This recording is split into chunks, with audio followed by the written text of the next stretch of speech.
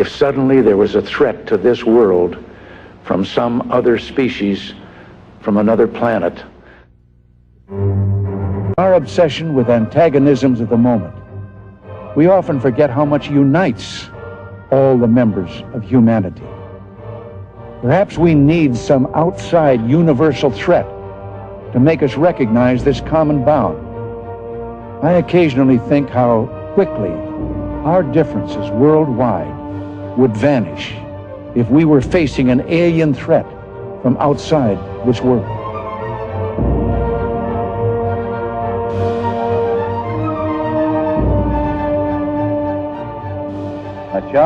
This is just the beginning. And space is the inescapable challenge to all the advanced nations of the earth. And to establish the United States as the preeminent spacefaring nation. First for the coming decade, for the 1990s, space station freedom.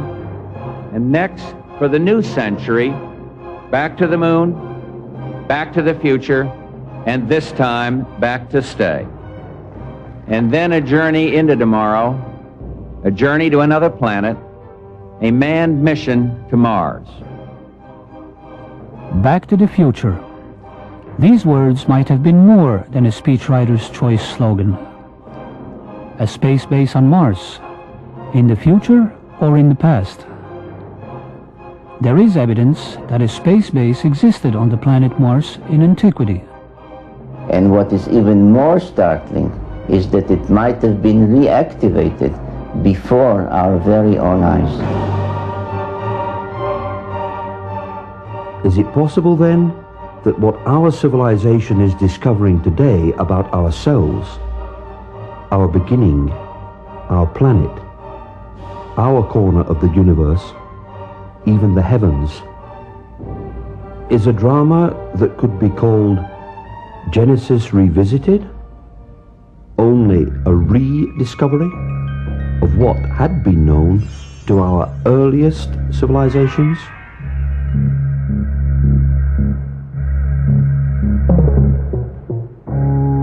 The last decades of the 20th century have witnessed an upsurge of human knowledge that boggles the mind.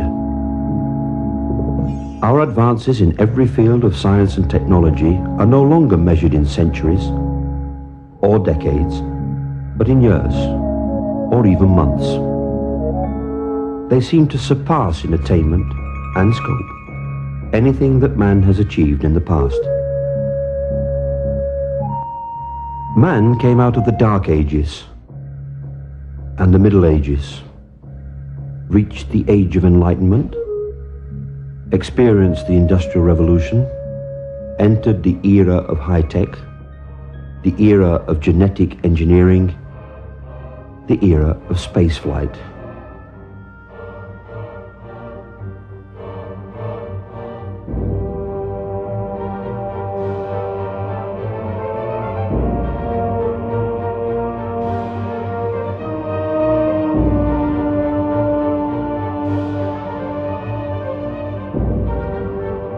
Straight shadow. 4 forward, drift into the right a little. 30 seconds. Forward, drift. We copy you down, Eagle. The Eagle has landed. Astronauts who land like eagles. In antiquity, they were called Anunnaki, those who from heaven to earth came.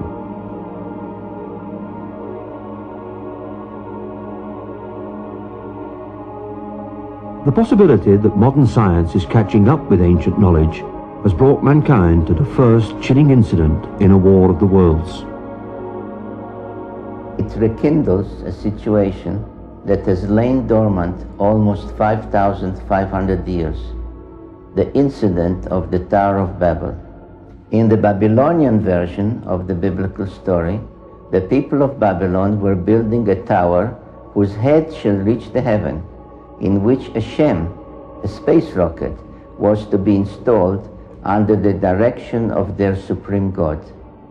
But the other deities were not amused by this foray of mankind into the space age. Yahweh came down to see the city and the tower which the humans were building. And he said to unnamed colleagues, This is just the beginning of their undertakings. From now on, anything that they shall scheme to do shall no longer be impossible for them. Come, let us go down and confuse their language so that they should not understand each other's speech. Genesis chapter 11. I'm Zecharia Sitichin. I devoted a lifetime to the study of ancient civilizations, ancient languages, their art, their beliefs, and the knowledge that they had. And the question is, when you study, when you look at all that, is it myth, is it mythology, or did it really happen? I believe it all really happened. You are invited to join me in a journey in a time machine. A magical journey taking us to the past through the work and achievements of archaeology. Ancient knowledge. How much did they really know? How much do we know about them? Thanks to archaeology, we now know that man's first great civilization blossomed out almost 6,000 years ago.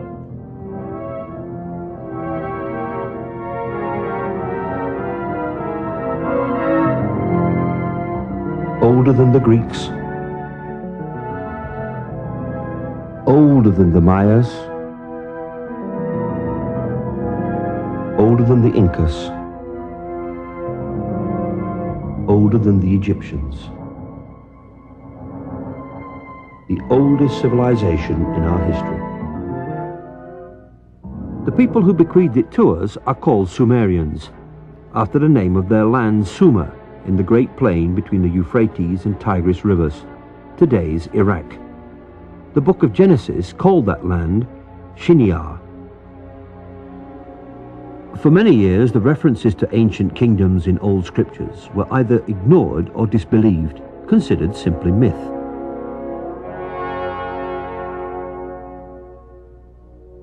We now know that they were historical records of real, flourishing, and incredibly advanced cultures.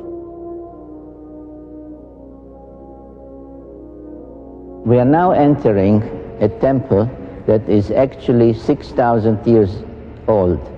It is a temple that existed in a city called Erech, which until about 150 years ago was known only from the Bible, the biblical book of Genesis. And that temple was dedicated to a goddess, to a female called Inanna, known in later times as Ishtar. You can see here her features, a little damaged. Her divinity was marked by the pair of horns that she had.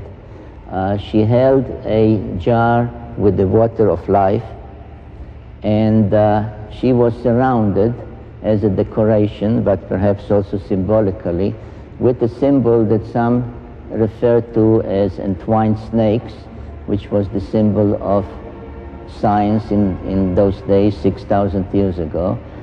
Some find in it a precursor of the Egyptian Ankh, which was the symbol of life and creation. And it really was a symbol of genetic manipulation of DNA. She also engaged in other activities, among them flying in the skies of Earth and also being an astronaut almost 6,000 years ago. In ancient Mesopotamia, the secrets of celestial knowledge, of astronomy, were guarded, studied, and carefully handed down by astronomer priests. They often kept this special knowledge on cylinder seals like this one.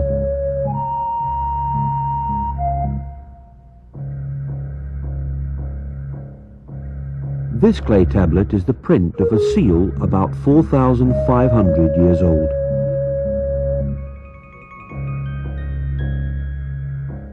It depicts the scene of the god Enlil granting to mankind the plough, the beginning of modern agriculture.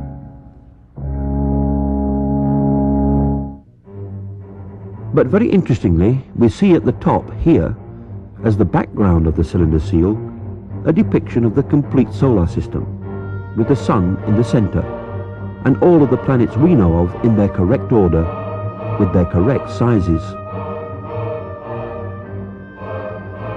Plus, one more planet, which is still unknown to modern science, but is being actively searched for, because it does exist, as astronomers now concur with ancient knowledge.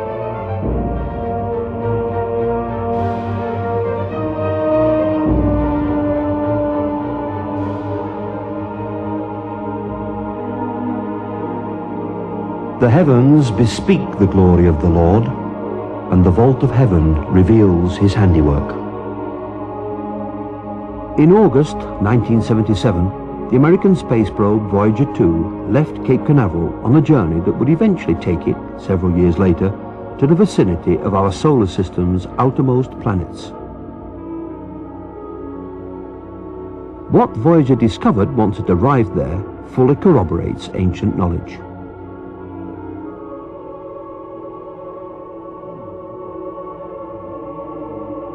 Oh my God! For the first time, man is actually seeing Uranus. And it is exactly as the Sumerians had described it 6,000 years ago. Yes, no doubt, though they had no telescopes, the Sumerians did describe Uranus as Mash Sig, meaning bright greenish. The Sumerians also explained why Uranus is tilted. Uranus took an almighty bang early on. A collision with something the size of Earth, traveling at 40,000 miles per hour, could have done it.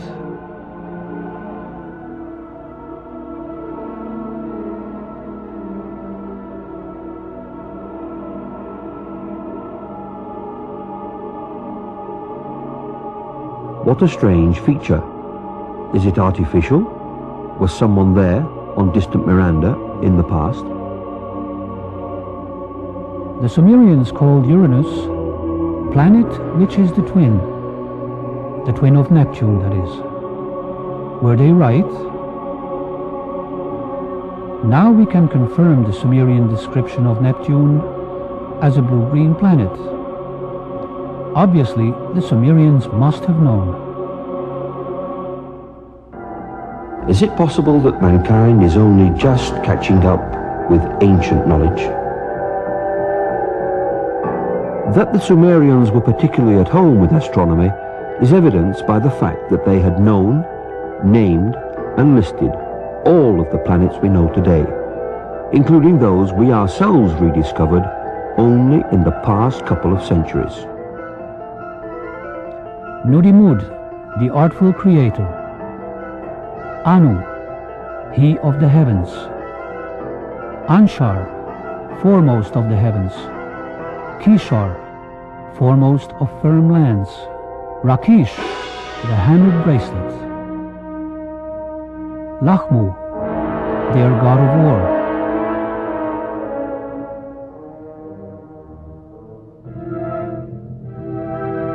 Ki, the seventh planet. We call it Earth.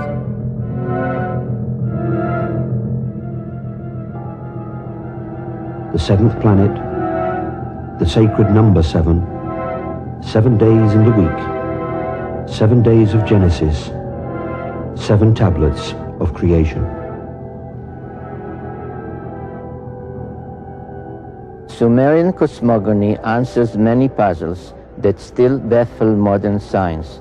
Central to it was the tale of a celestial collision and knowledge of a solar system with 12 members. That ancient knowledge included the planets Uranus and Neptune, supposedly unknown until discovered in 1781 and 1846, and even Pluto, not discovered until 1930. But most surprising was the inclusion of one more large planet as the 12th member of our solar system.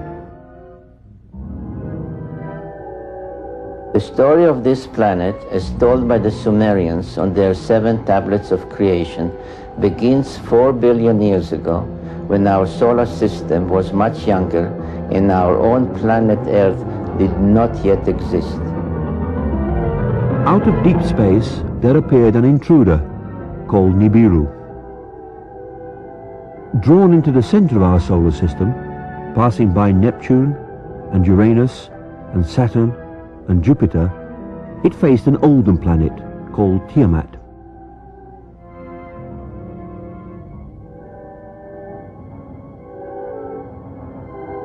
When Nibiru, traveling clockwise, came close to Tiamat, which was traveling counterclockwise, its satellites struck Tiamat and cracked it. In a series of collisions, one half of Tiamat was smashed completely into bits and pieces. It became the comets, and became what the Bible and the Sumerian epic called the firmament, what we call the asteroid belt. The other half, what we now call Earth, was thrust into a new orbital position. It carried along Tiamat's main satellite, which became our moon.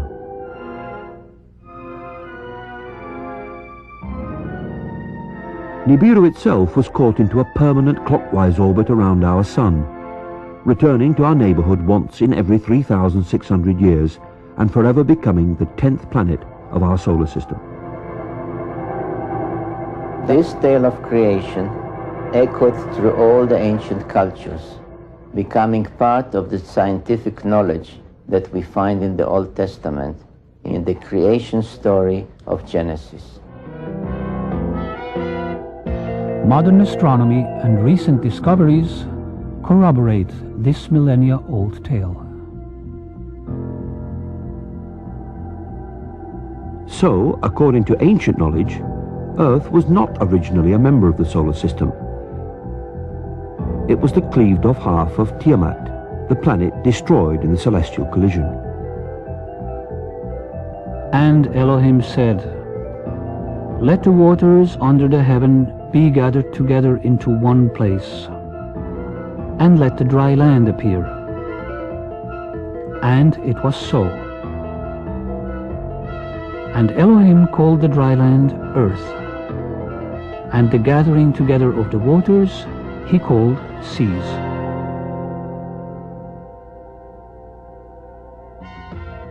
This is what the ancient peoples firmly believed. What does modern science have to say? Missing crust, half of it missing, sunk down and lies some 250 miles below the Earth's surface.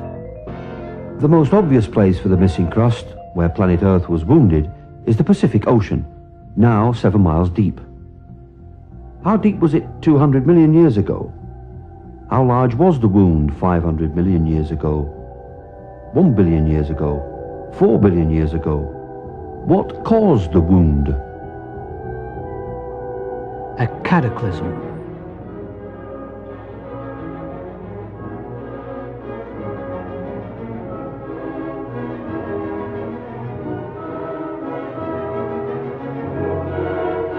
Seven tablets of creation, 7 days of creation.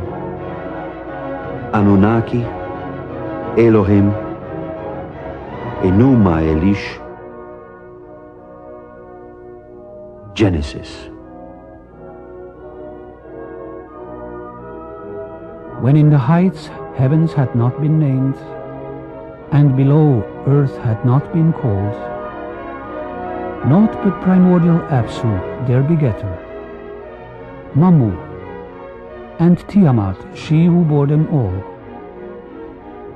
Their waters were mingled together. No reed had yet been formed, no marshland had appeared. Enuma Elish.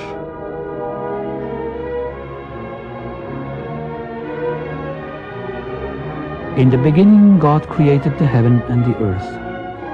And the earth was without form and void, and darkness was upon the face of the deep. And the Spirit of God moved upon the face of the waters. And God said, "Let there be light," and there was light. Genesis chapter 1. If we apply the knowledge of the Mesopotamian text to the biblical text, the correct reading of the book of Genesis emerges especially with regard to waters.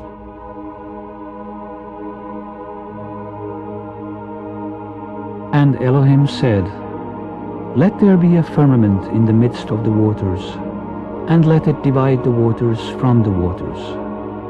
And Elohim made the firmament, dividing the waters which are under the firmament from the waters which are above the firmament. And Elohim called the firmament heaven. Upper waters, lower waters. What did the Bible mean by that? What has modern science discovered? The Sumerians described Uranus and Neptune as watery planets.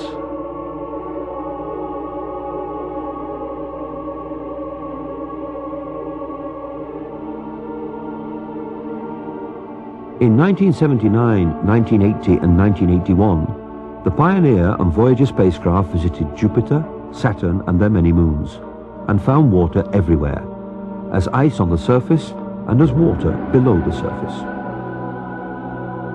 There was water on Io, a moon of Jupiter, and on Jupiter's moon Europa, on Saturn's moon Enceladus, and its moon Tethys, and in the magnificent rings of Saturn. Modern science has confirmed the ancient assertion to the full. There indeed have also been waters above the firmament.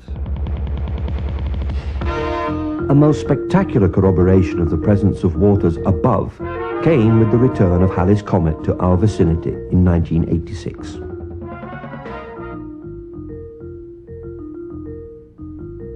Water loss at 30 tons a second increases enormously. 70 tons a second.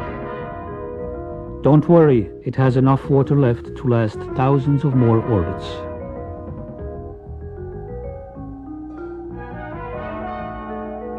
The core, half the size of Manhattan Island, contains melted ice. 4 billion years old, 90 million miles away from the Sun. Halley's Comet has been visiting us roughly every 76 years. Was it known even in antiquity? The unusual celestial object, reported in Babylonian texts to have been seen in the year 164 BC, is believed to have been Halley's Comet. Significantly, it was considered the scepter star of Israel. I see it, though not now. I behold it, though it is not near. A star of Jacob did course. A scepter of Israel did arise. Numbers 24:17. Halley's Comet and its likes are truly the messengers of Genesis. And what about waters below the firmament? Data obtained by unmanned spacecraft in the 1970s, and again in 1990 and 1991, reveal that Venus may have had seas, lakes and rivers in the past. Even Mercury, so close to the Sun, had an icy past and still has water ice at its poles. When the Italian astronomer Schiaparelli announced last century that he had seen canals on Mars, he was disbelieved. So was the American astronomer Lowell in 1916. But the unmanned spacecraft sent to Mars by NASA found evidence of ample water in that planet's past.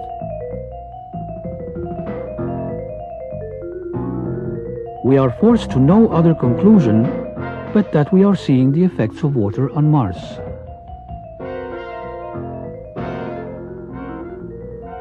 Mars once had enough water to form a layer several meters deep over the whole surface of the planet. So, what had started out as a dry and barren planet has emerged in the past decade as a planet where water was once abundant. Mars has joined Venus and Earth in corroborating the Sumerian concept of water below the firmament.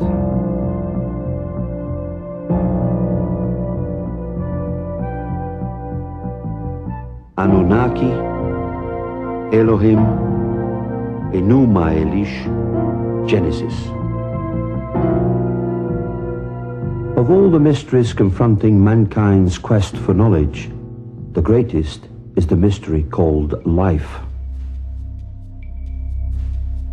The Sumerians asserted that the seed of life was brought to Earth from space, by Nibiru. Were they right? Life on Earth began when stray comets carrying the building blocks of life crashed into the primitive Earth. Scientists find evidence for this in meteors falling to Earth.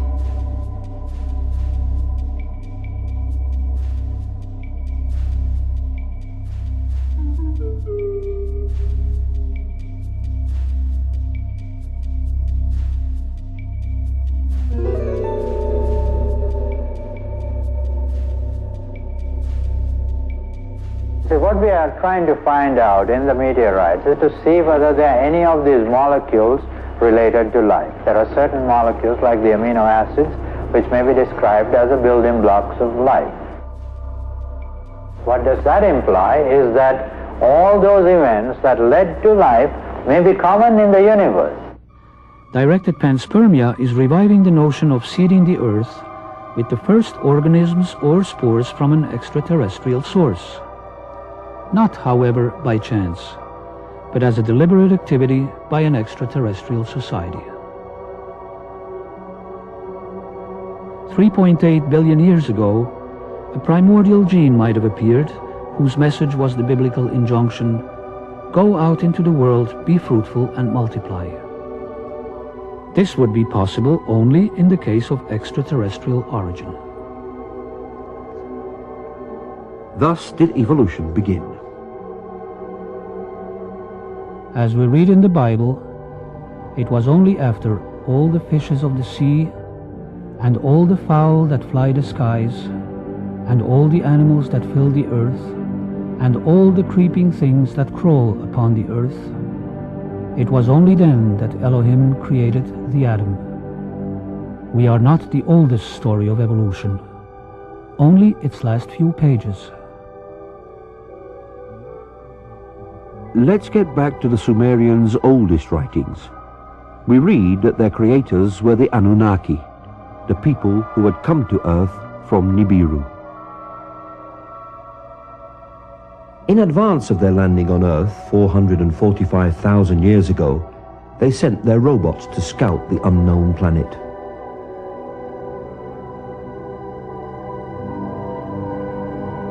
"150,000 years later, the Anunnaki created man.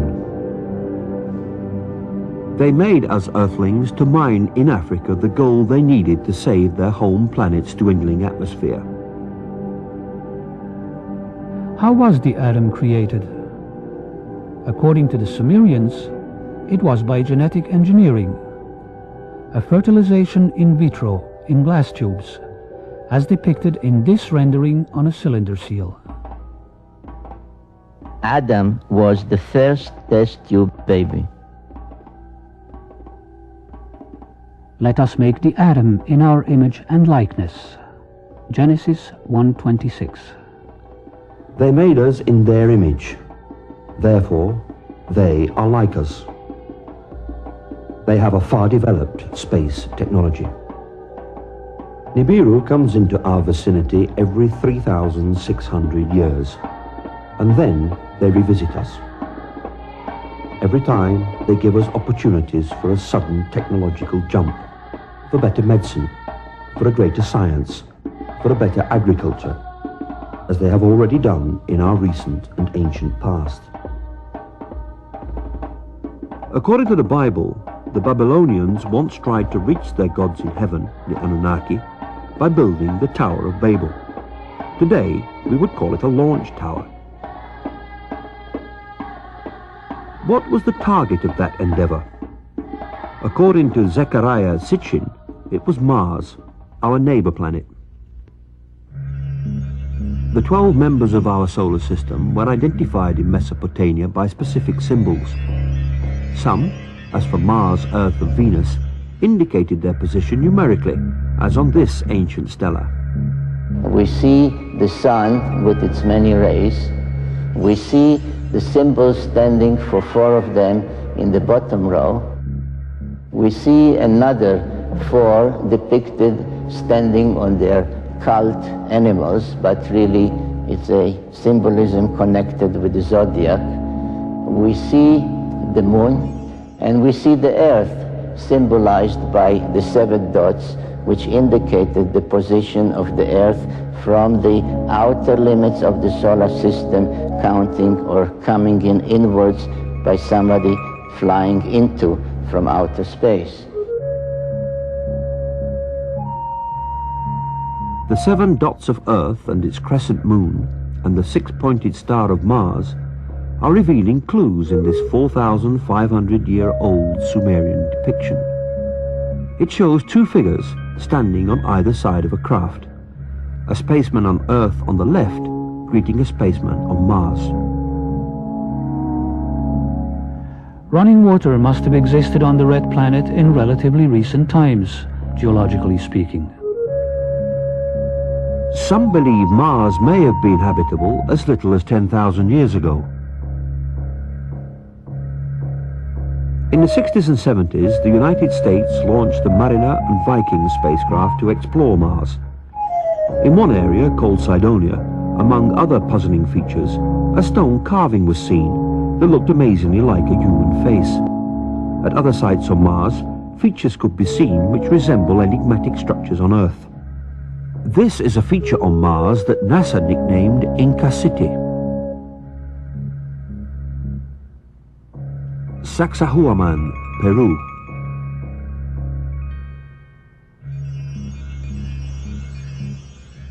Mars.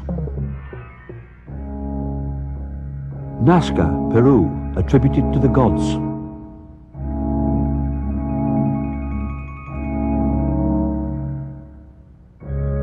I was especially intrigued by independent researchers' suggestions in their reports that the orientation of the face and adjoining pyramid indicated they were built in alignment with sunrise at solstice time on Mars about 450,000 years ago. According to my conclusions, the Anunnaki had first landed on Earth about 450,000 years ago. It was perhaps no coincidence that the 2 dates coincide.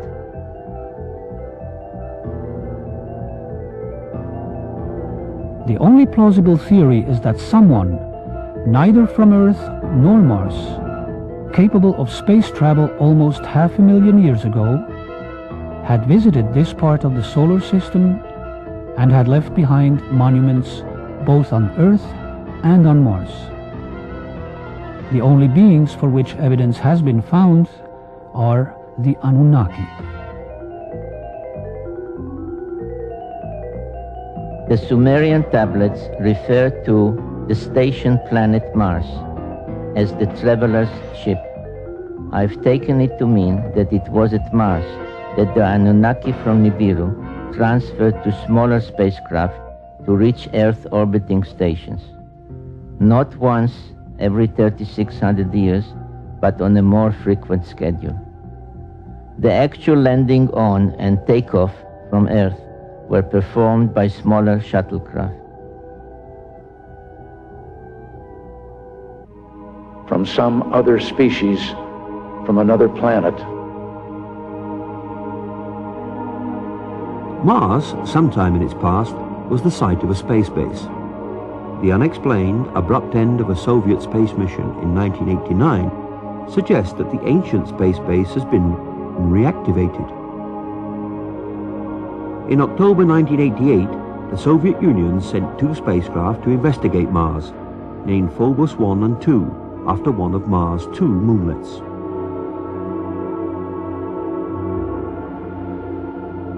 Although launched by the Soviets, the mission actually represented an international effort of an unprecedented scale, with more than 13 European countries participating officially.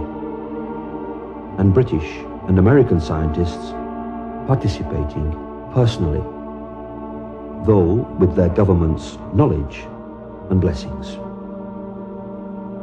Phobos 1 was somehow lost on its way in September 1988. But Phobos 2 did make it to Mars and operated perfectly, sending back to Earth images from the surface of Mars. On March 1, 1989, these pictures of a highly strange grid were received.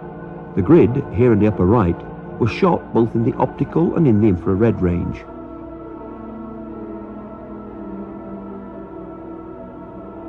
Later, they were merged into this composite. And here is what this amazing grid looks like once the optical image is enlarged. Then, for the next 24 days, no other pictures were released. On March 26, Phobos 2 sent back images, taken just south of the Martian equator, of this uncanny elliptical shape, aligned with this long linear strip, stretching for 300 kilometers.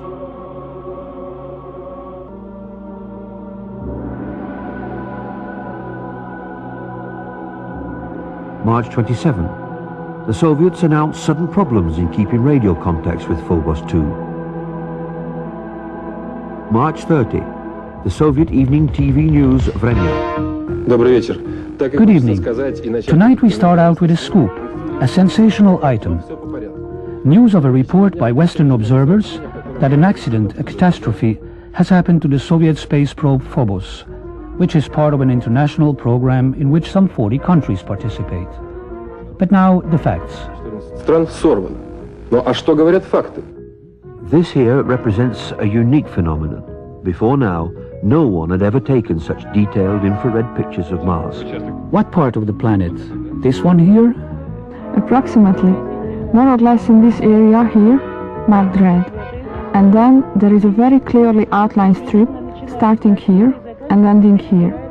A strip about 20 to 25 kilometers wide, which is visible in both the optical and infrared range. These are shots taken on one and the same day. This shadow actually appeared all of a sudden. Why am I calling it a shadow? Because you can see things through it. So this is an object not suspended about the surface, but actually located on the surface itself? Yes, of course. This elliptical shadow, then, is it in Mars' atmosphere or on the planet's surface? Or is it difficult to tell? One thing is for sure, this something is not positioned horizontally.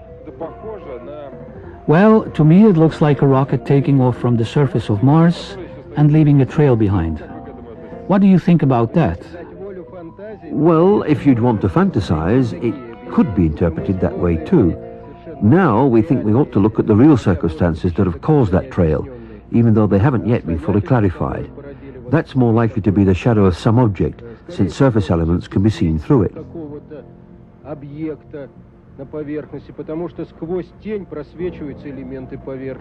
How long will it take to process all of the information to get more or less objective scientific results, rather than fantastic ones?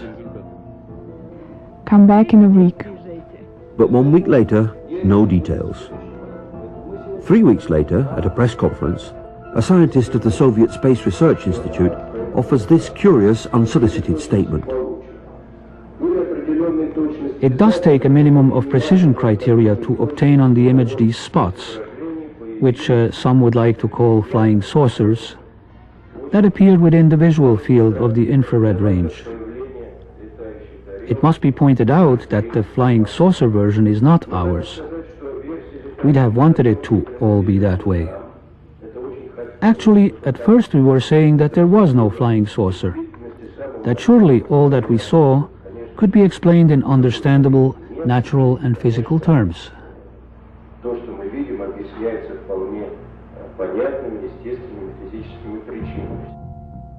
5 months later, in September 1989, British Channel 4 runs a news special on the Phobos mission to Mars. Last year, the Soviets launched 2 spacecraft to the planet, both named after the Martian moon, Phobos. Their mission was to photograph Mars and land probes on its moon. One was accidentally switched off by a mission operator. But the second reached Mars and transmitted pictures that are still puzzling Soviet scientists. As it swung over the equator, it took pictures from a height of 6,000 kilometers. This is an infrared photograph. It shows differences in temperature. The dark patches are colder. This section covers 600 kilometers. It shows objects down to the size of 2 kilometers. It's the most detailed infrared picture of the planet's surface. We have some very, very thin lines on the surface of Mars in the infrared, which means it's heat. It's not visible, it's heat. You could see it through clouds if you wanted to. These have a resolution, these have a width, I would guess, of 3 or 4 kilometers wide. Now, in answer to the question of what it is, I certainly don't know, and the Russians aren't telling us. Scientists are also puzzled by this shadow pictured on the surface of Mars by both optical and heat-seeking cameras. They're convinced it's a shadow because they can see objects on the surface beneath. But a shadow of what? Finally, there's the mystery of the vanishing spacecraft. The Russians have yet to release the last picture transmitted by Phobos before it lost contact with ground control. But the Russians have said that it shows an object coming towards the spacecraft, an object which, in their words, should not have been there. The spacecraft was circling Mars, coming into the same orbit as the moons of Mars. And the last picture, they got halfway through it, and they saw something there which shouldn't be there. Professor Kapitsa makes the joke that it's Martian people. British scientists will be able to judge for themselves when the Soviets bring their pictures to a conference at Exeter next month. Because, of course, there must be a sensible explanation, mustn't there? But the Russians brought no pictures to Exeter. So, what about the spacecraft's disappearance? One possibility could easily be that a small meteorite, a small bit of rock, was in the same orbit as Phobos and hit it. But in an exclusive interview with us in October 1990 in Moscow, Professor Lev Mukhin of the Soviet Space Research Institute discredited the dust theory. There were attempts to hypothesize that there had been a collision between the space probe, which was then orbiting Mars in alignment with the orbit of Mars moonlet, and strands of dust surrounding the moon Phobos itself.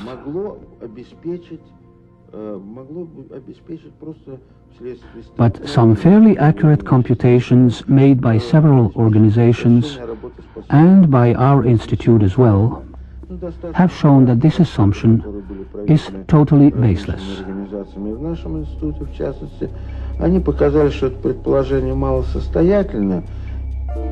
If not dust, then what? A long spell of silence followed until, in December 1991, former cosmonaut trainee and retired Soviet Air Force Colonel Marina Popovich held a surprise press conference at the Russian consulate in San Francisco, where she showed off this photograph, reportedly taken by one of the Phobos craft. It shows in the foreground a strange shape, which Marina Popovich called an unidentified flying object, what we refer to as a UFO, clearly set off against what appears to be Mars moonlet Phobos in the background.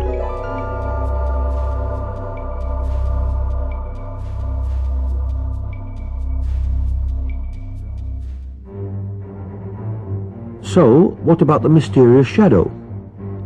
Well, the Russians said it turned up all of a sudden, that it was something that shouldn't have been there, a shadow of some object above the Martian surface. But that's not all. In April 1992, as we examined these other images, all taken within minutes from each other, we discovered that the shadow had actually been moving.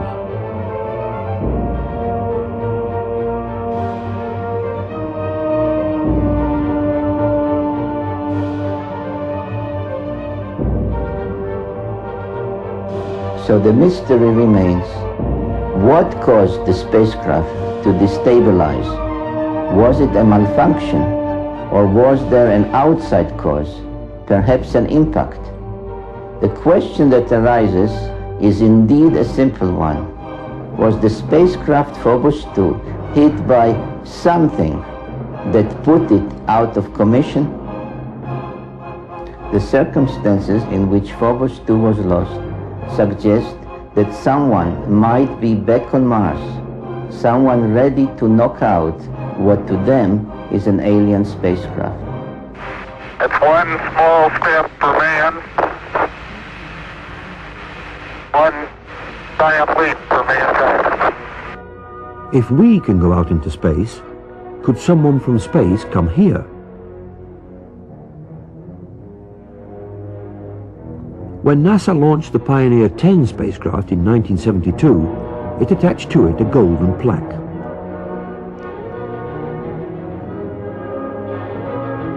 With this plaque, Pioneer carries a message to extraterrestrials about its home planet.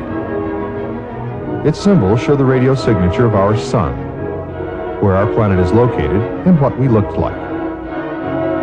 As Pioneer 10 journeys on beyond the outer known planets, the data it is sending back is also being used to seek a possible 10th planet.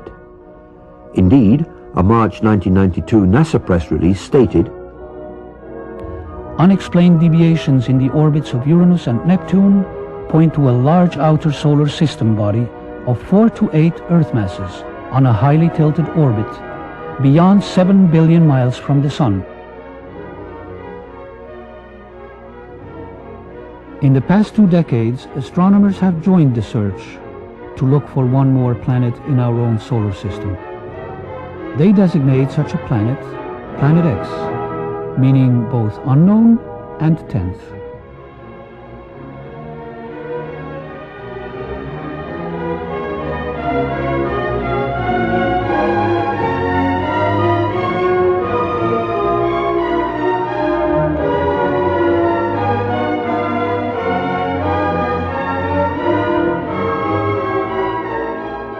Maybe you wish to tell us in a few minutes the nature of those discoveries. I'd be happy to, and you're absolutely right. And as a matter of fact, the date on here, I was just noticing, is 14 August 1978, which was just about 6 weeks after we discovered the fact that Pluto has a satellite. Once you have a satellite for a planet, you can determine how heavy it is. It turns out Pluto was very much smaller and lighter weight than we had thought, which meant that Pluto has no influence, no appreciable influence on the motions of the planets Uranus and Neptune. At that point, we voiced a hypothesis that this means that there is at least one yet to be discovered planet in the outer reaches of the solar system, and this naturally led directly to you and your interest in what we're doing, and that's when you sent me this book. You have then postulated the existence or the appearance in some time years ago of a celestial body which you, I think, named in that paper an intruder. Yes. Which may have collided with or somehow turned on their side both Uranus and Pluto. It did a lot more than that, as a matter of fact. In that paper, we hypothesized that this intruder passed very close to Neptune, that it dislodged one of what we then think were many satellites of Neptune, and one of them became the planet Pluto. We actually think Pluto was an escaped satellite of Neptune. This will also take the orbit of Triton, the big satellite of Neptune, and reverse it. We'll take the orbit of the satellite Nereid and extend it outwards. We can produce all of the observed aspects of the satellite system of Neptune plus Pluto's orbit just with this one single intruding planet. One of the things we did in 1978, having made this prediction that there was an additional planet, 10th or 12th, depending on your point of view, but it's the next one, we sort of put our money where our mouth was, as it were, and we went out and we started looking for this thing. And we've been searching for 12 years for this thing. We've been able to refine the search area somewhat, get it rather narrowed down. We do our predictions based on the observed anomalies in Uranus and Neptune. We actually are currently looking down in the region of Centaurus, which is just south of the constellation Libra, but very close to the area that you've talked about. I think, Dr. Harrington, you have a pretty good picture, at least in your own mind, of what we are talking about, a big planet, a small planet. Well, if it is in the kind of orbit that we describe here, it would have to be a planet that would have a mass something like 3 to 5 times the mass of the Earth. This would put it intermediate between the gaseous planets like Uranus and Neptune and the terrestrial planets that we have in the inner part of the solar system. So if this planet turns out to be in a 3,600-year orbit, then its mass will be correspondingly larger. But we're talking about something it's a perfectly reasonable kind of planet. It looks like a good, nice planet, small enough that it's not going to be completely enveloped in gas, so it's perfectly capable of supporting life forms of one kind or another.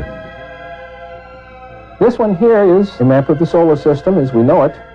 The inner planets, this is the orbit of planet Pluto, and this here is the orbit that I have proposed for the 10th planet, and here's where we think it is right about now in its orbit.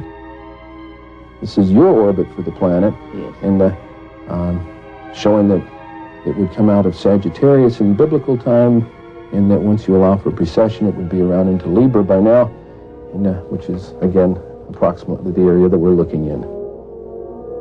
If Planet X exists, we are not alone in this solar system. Astronomers are so sure of the 10th planet, they think there is nothing left but to name it. Alone he stretches out the heavens and treads upon the farthest deep. He arrives at the Great Bear, Orion and Sirius, and the constellations of the south. He smiles his face upon Taurus and Aries. From Taurus to Sagittarius he shall go. The books of Job and Amos. Is modern science really catching up with ancient knowledge?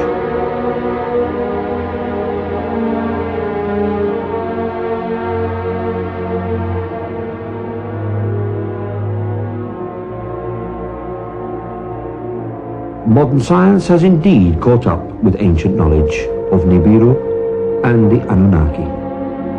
And man knows, once again, that he is not alone.